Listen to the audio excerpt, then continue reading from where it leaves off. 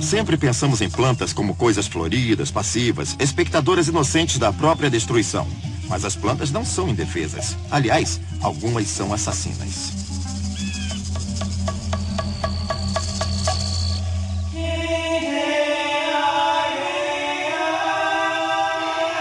O mundo secreto dos jardins.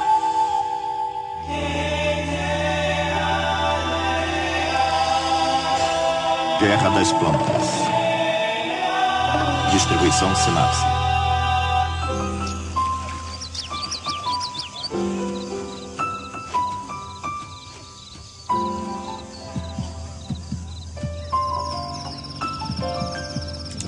Costumamos pensar no jardim como um local pacífico, calmo, e pela nossa perspectiva é. Mas para um inseto é um mundo cheio de estranhas alianças, corridas armamentistas, lutas de vida ou morte. Até as plantas são participantes ativas.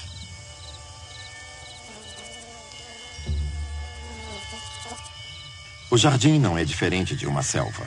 Há uma grande competição acontecendo lá fora, e as plantas não são absolutamente passivas nessa competição.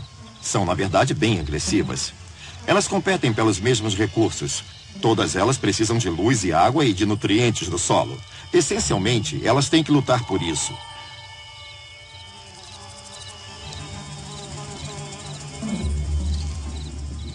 Não importa para onde você olhe. Se olhar as árvores ou arbustos, ou se olhar para as que são perenes ou anuais, estão todas fazendo a mesma coisa, tentando desesperadamente melhorar todos os recursos possíveis. Para fazerem isso, precisam evitar que terceiros façam o mesmo. Para tanto, tem formas diferentes de competir. Algumas competem diretamente, apenas tentando crescer e capturar a primeira luz. Nesse caso, claro, as que têm caule levam vantagem. O segredo é primeiro ganhar altura e depois se espalhar e ocupar o espaço todo e capturar toda a luz.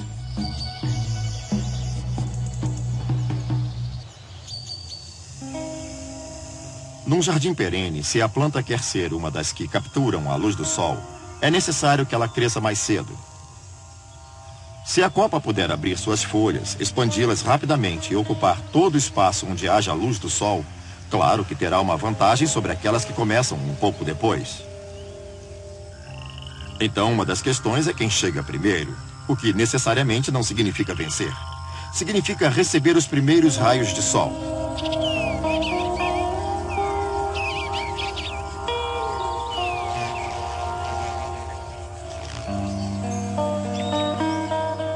Depois, outras podem buscar seu espaço durante a estação de crescimento para que possam superar outras mais tarde. Na maior parte da América do Norte, o verão é seco. Por isso, algumas plantas não começam seu ciclo tão cedo. Preferem esperar até que as primeiras a se adiantarem tenham terminado seu pico de crescimento no auge da primavera. Quando estas começam a morrer ou a reduzir o crescimento, as retardatárias então passam efetivamente a ter o máximo crescimento no meio do verão, se expandindo até o fim do verão e se desenvolvendo até o outono. As plantas estão sempre procurando alguma vantagem na competição. Algumas espécies, como as artemísias, usam um procedimento conhecido como alelopatia. Elas expelem químicas tóxicas para o solo em torno de si e isso inibe o crescimento de outras plantas. Do ponto de vista de um jardineiro, o que mais se pode pedir além de uma planta que germina sozinha? Às vezes, quando a competição é mais forte, particularmente em relação à água e nutrientes do solo, as plantas têm que usar artifícios para poder vencer. Há vezes em que crescer mais rápido simplesmente não é possível, principalmente em ambientes mais secos. Nesse caso, elas darão um jeito de inibir o crescimento das vizinhas. Observando um ambiente desértico, verá que os arbustos de criósopos liberam compostos fenólicos poderosos que inibem o crescimento de todo tipo de coisas. Alguns são compostos muito tóxicos, que também evitam que animais se alimentem delas. Mas um dos grandes motivos para estarem lá é que reduzem o crescimento de plantas adjacentes. Outras plantas que usam compostos tóxicos para manter a competição é um gênero de árvore conhecido como nogueiras. Nogueiras pretas e nogueiras brancas pertencem a esse grupo. São árvores belíssimas que produzem químicas conhecidas como juglon, liberadas de suas raízes e de suas folhas.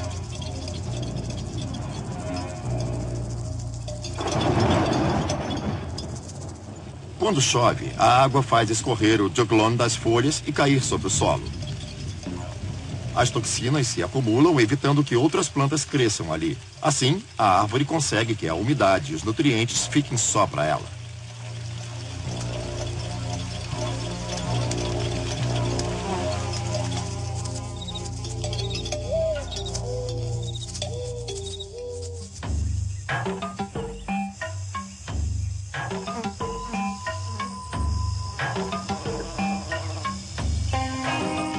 Uma planta bem estabelecida que superou as vizinhas, ainda assim não resolveu todos os seus problemas, porque quanto mais bem-sucedida for, mais ela representará toda uma série de recursos que são úteis para alguma outra. As plantas têm um problema especial para enfrentar que animais não têm. Quando os animais ficam diante de um predador, têm as opções de correr ou de se esconder. As plantas não conseguem fazer isso, estão fixadas num ponto. Então, o procedimento tem que ser bem diferente. Sendo alvos fixos, precisam encontrar um meio de ser menos desejáveis como presas. Tem que se defender de outra maneira.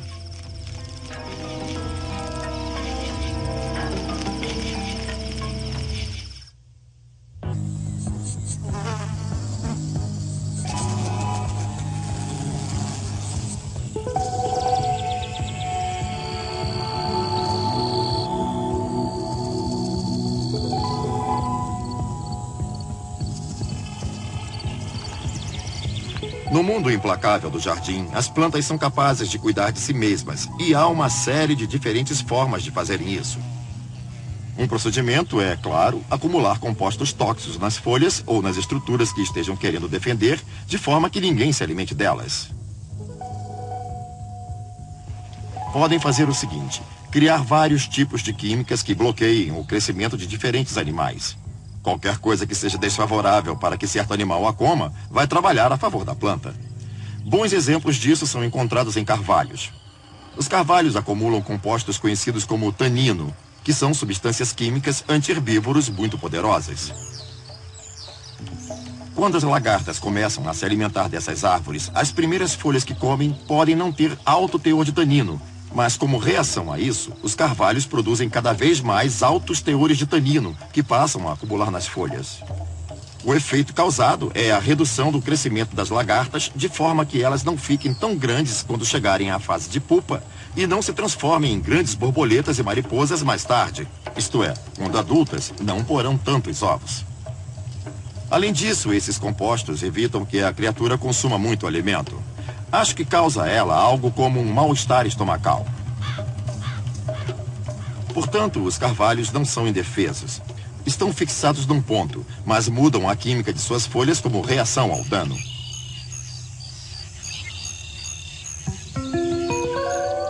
Há poucas plantas no jardim que nós sabemos que não devemos comer. São venenosas demais para nós. Sem dúvida, essas químicas não são produzidas para nós. São defesas contra outras criaturas que possam querer se alimentar delas. A datura, também conhecida como erva do diabo, por exemplo, é uma planta venenosa que pode ser alucinógena e cujo fruto pode ser mortal se consumido.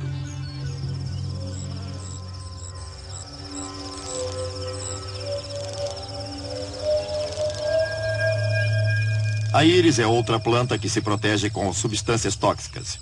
Você sempre encontrará mastigadas as folhas das plantas em volta da sua íris, enquanto as dela permanecerão ilesas. Isto porque as íris contêm irritantes químicos aos quais algumas criaturas não têm tolerância.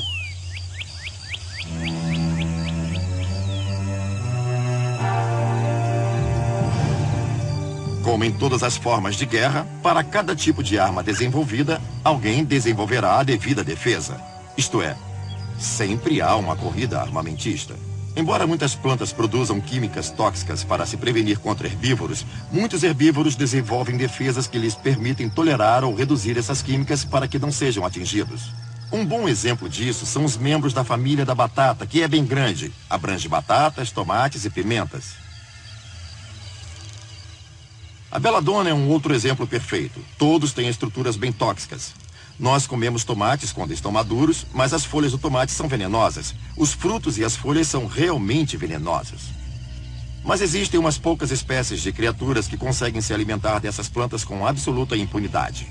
elas não são afetadas por essas químicas e, na maioria dos casos, é porque as metabolizam ou as anulam, deixam-nas inofensivas. Um perfeito exemplo disso é o besouro da batata. As hordas infestam suas batatas ou podem se alimentar da beladona, de qualquer membro da família, porque construíram defesas contra essas químicas. A vantagem de terem defesas contra essa arma é que isso é um passo de vantagem na competição. Uma fonte de alimento pelo qual não vai ser preciso competir.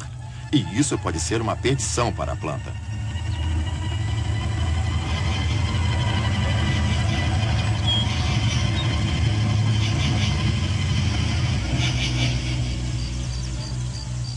Mais um passo de vantagem. Muitas vezes há criaturas que desenvolveram defesas contra as químicas das plantas e não só descobriram um jeito de enfrentá-las, reduzindo a toxicidade delas, como até mesmo aprimorando essas químicas tóxicas. O que elas fizeram? Transferiram a toxicidade da planta para seus corpos e isso as defende dos predadores que possam querer comê-las. O exemplo mais conhecido é o das monarcas sobre as asclépias. I was going to be aloof and free. Still somehow you got your hooks in me. I was doing well till you cast your spell. Yes, you fooled me after all. Thought I'd hang around just for a laugh. But you led me down the garden path. I didn't want to play, you led me astray.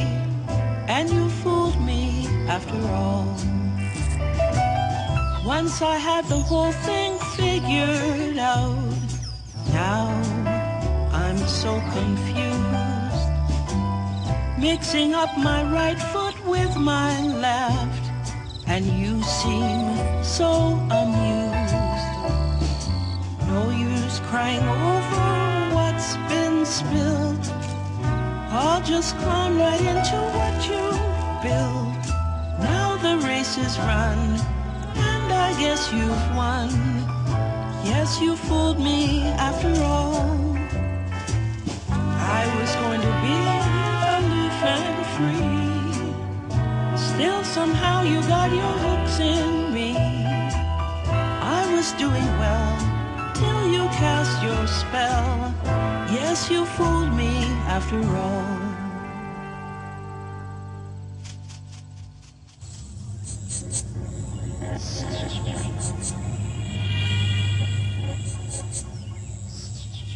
Assim como as monarcas exploram as asclépias, animais de pelagem vermelha usam as químicas tóxicas da urtiga dioica em proveito próprio. As lagartas de almirante vermelho se congregam sobre elas para se alimentar. Aliás, é o alimento favorito delas. Mas, diferentemente das asclépias, as folhas da urtiga dioica não são venenosas. Ao contrário, é a penugem que cobre a planta que contém o veneno. Cada pelo é coberto com uma gotícula de composto irritante e, se você alguma vez encostar numa urtiga dioica, vai ver como esse veneno pode ser doloroso. Arde durante horas. As lagartas de almirante vermelhas, com seus corpos peludos, sabem guardar os venenos e serpentear por um campo minado de urtigas e servir de sentinela para o grupo, enquanto se alimentam prazerosamente. E as folhas podem até oferecer proteção na fase de pulpas. Mesmo depois de terem abandonado as plantas, já terão roçado em toxinas suficientes para dar ao predador a surpresa desagradável de serem difíceis de engolir.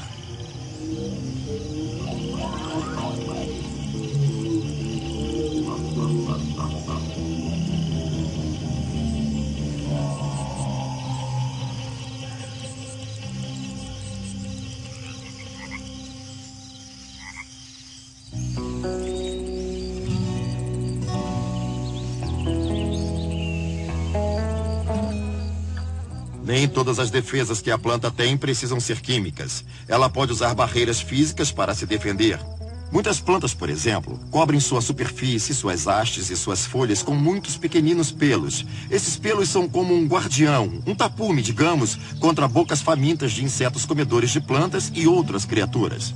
Além disso, podem possuir uma barreira espessa chamada cutícula, uma espécie de material sério que cobre a superfície da folha e que pode ser bem espessa e oferecer dois benefícios: evitar perda de água e também evitar que alguns animais consigam perfurar. Um bom exemplo são as ostas.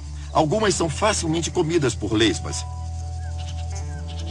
Outras, contudo, possuem uma cutícula tão espessa que as lesmas não conseguem atravessar essa camada.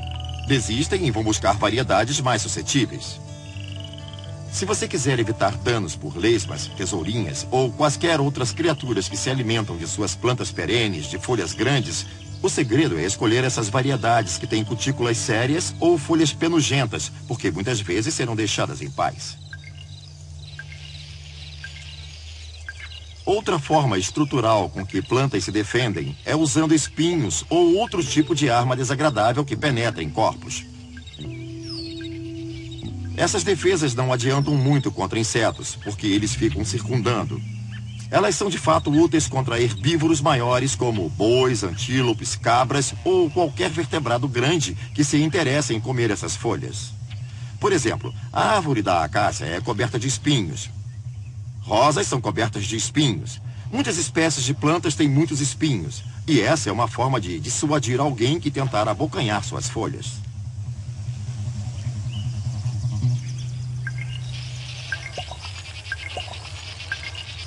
Baseado em tudo que vemos nos jardins, podemos afirmar que a ordem natural é animais se alimentarem de plantas.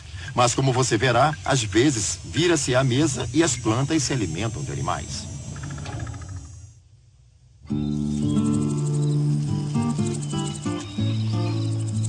Quanto mais de perto olhamos, mais conhecemos as plantas e mais descobrimos que essa interação entre plantas e animais não é simples. Plantas fazem todo tipo de artifícios para que fiquem atraentes para serem polinizadas. Mas também tem que manter outras criaturas, aquelas que não gostam, afastadas.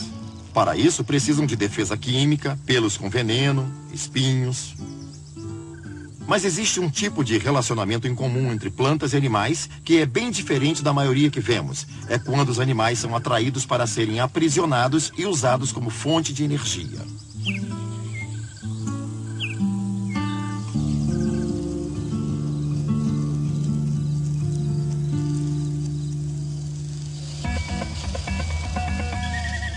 Algumas plantas desenvolvem um ardil especial que permite que aprisionem animais e digiram seus corpos para retirar nutrientes preciosos. Na maioria das vezes em que vemos isso, são plantas que vivem em ambientes empobrecidos, ambientes onde há poucos nutrientes disponíveis. Essas plantas provavelmente não poderiam sobreviver nesses lugares normalmente. Há pouco meio de sustento.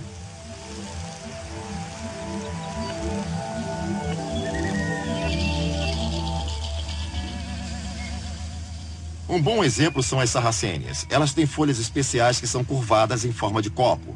No fundo desse copo há um líquido, em geral água.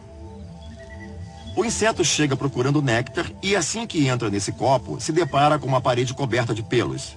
Esses pelos apontam para baixo, o que facilita a descida e dificulta bastante que subam de volta.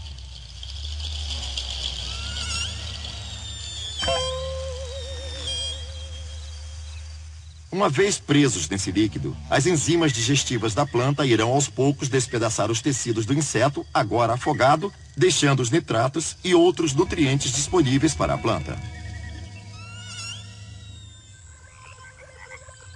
Outra planta carnívora interessante é a planta da bexiga. São plantas de pântano que possuem imensas massas ou redes de gavinhas em forma de bexiga, que frequentemente ocupam suas águas rasas. Elas usam essas bexigas com o mesmo princípio das ratoeiras. Se alguma coisa esbarra nelas, alguma criatura aquática é agarrada e aprisionada.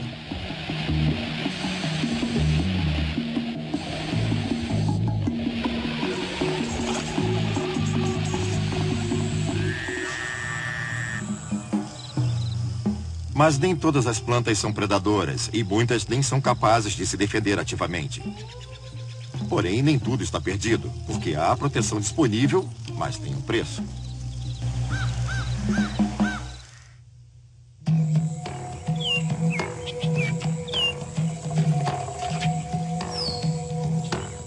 Exércitos mercenários podem ser contratados para o jardim. Você só precisa pagar o justo pelo serviço. Há plantas como as paeônias que descobriram que a moeda de troca por um exército de formigas é o néctar. E elas repartem com prazer o líquido doce em troca da proteção das formigas contra os predadores como as lagartas comedoras de folhas ou os insetos sorvedores de seiva. É tão bem sucedida essa aliança que as paeônias produzem nectários extras que produzem mais néctar, a moeda de proteção com que pagam ao exército de formigas. Para manter os soldados felizes e em fila, elas liberam um líquido doce para a superfície das plantas regularmente, começando bem cedo na primavera, assim que os brotos começam a se formar. Do ponto de vista das plantas, é um preço baixo a pagar por toda essa proteção extra.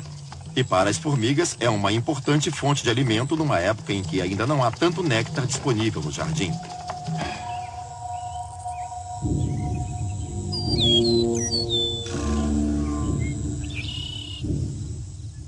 As plantas não têm poucas formas de se proteger.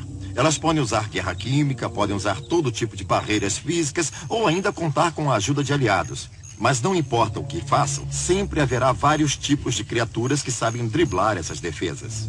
Como nenhuma defesa é a ideal, não funcionam contra todos, nem vão funcionar sempre.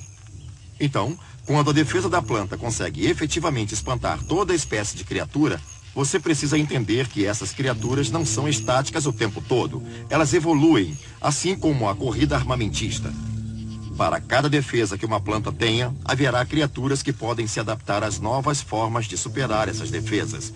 E quando essas criaturas se adaptarem às novas formas de superar essas defesas, eu posso garantir que as plantas se defenderão com métodos ainda mais potentes. Portanto, há uma corrida a armas cada vez melhores o tempo todo e tudo isso acontece no seu quintal.